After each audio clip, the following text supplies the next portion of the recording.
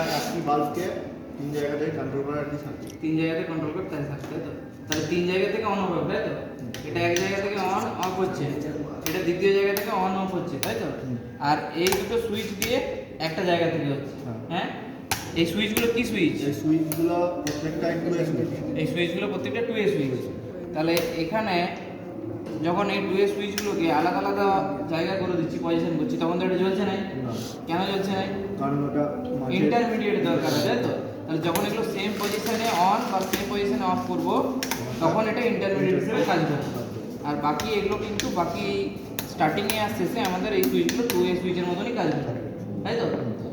আচ্ছা,